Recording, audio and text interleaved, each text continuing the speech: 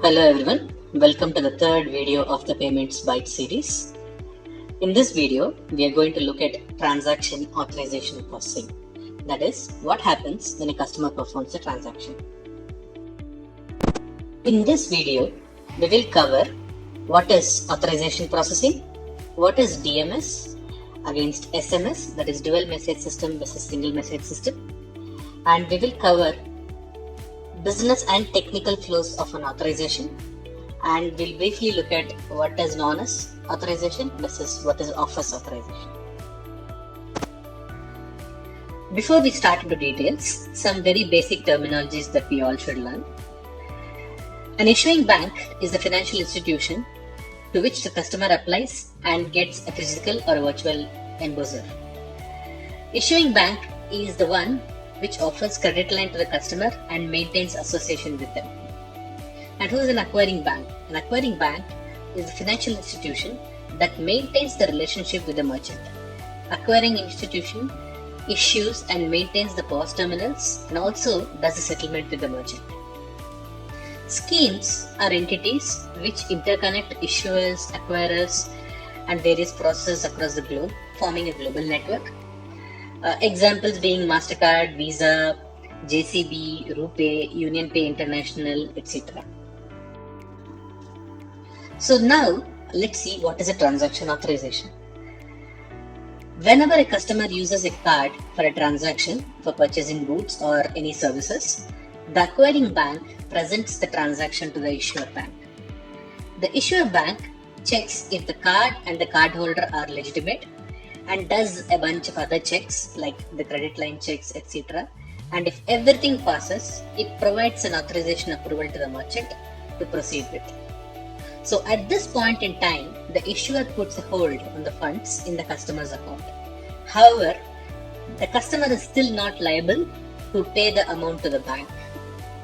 Only after a reconfirmation message provided by the acquirer that the goods and services have been delivered in the form of a clearing file to the issuer can then bill the customer the final amount and request the customer to pay.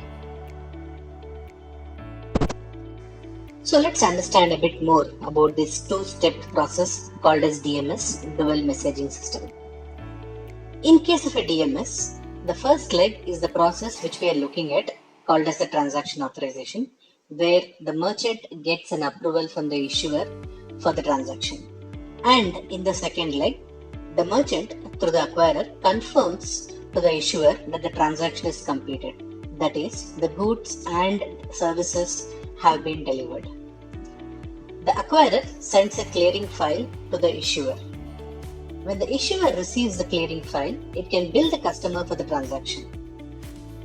There is also an alternate method called the single message system, where, as the name says, the issuer does not get a second message and can bill the customer from the first message itself. It is called as single message system. For example, when the customer does the cash withdrawal, the customer has got the funds already in hand immediately. So, cash withdrawals, etc. are passed as a single message system to the issuer bank.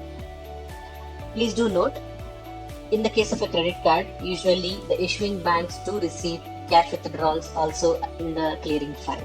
This is just to be in line with the POS transaction process. Now let's look a bit more into the transaction authorization flow from a business perspective. It's also called as a four-party model. So when the customer does the transaction at the POS terminal, the POS sends a message to the acquirer. The acquirer does some basic processing and forwards the message to the scheme. Scheme forwards the transaction further to the issuer for decisioning. The issuer performs the decisioning and sends the decision to the scheme, which further forwards the response to the acquirer and then to the POS. In the past slide, we looked at a business view of a transaction flow. In this slide, let's look at a transaction flow from a technical perspective.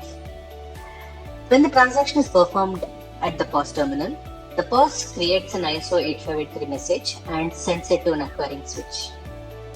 Generally, POS creates an 8583. Now you might think what happened at an ATM. An ATM creates a proprietary format message, not necessarily an 8583.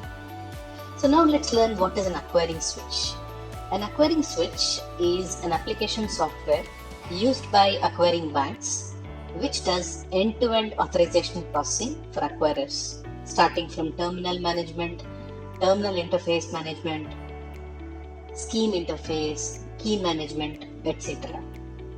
Now, when the acquiring switch gets the message from the POS, it validates the message, adds a bit of data elements to it, and then encrypts any pin it received from the terminal into an acquirer working key that it shares with the schemes. After doing all this processing, it transmits the message to the schemes.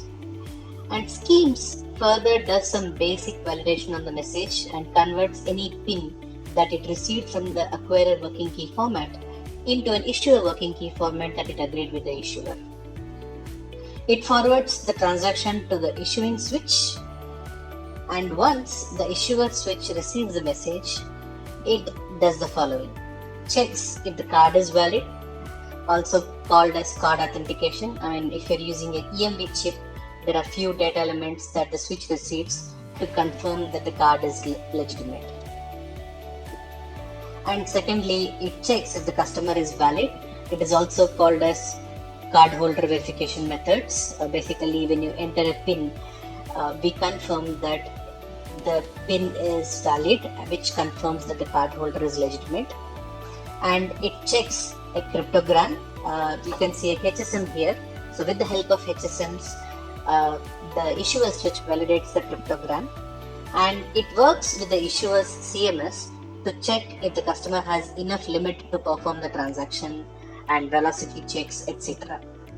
Please note that the issuer switch itself is capable of doing what an issuer CMS generally does, but sometimes the issuer switch works closely with the issuer CMS to perform the transaction decisioning.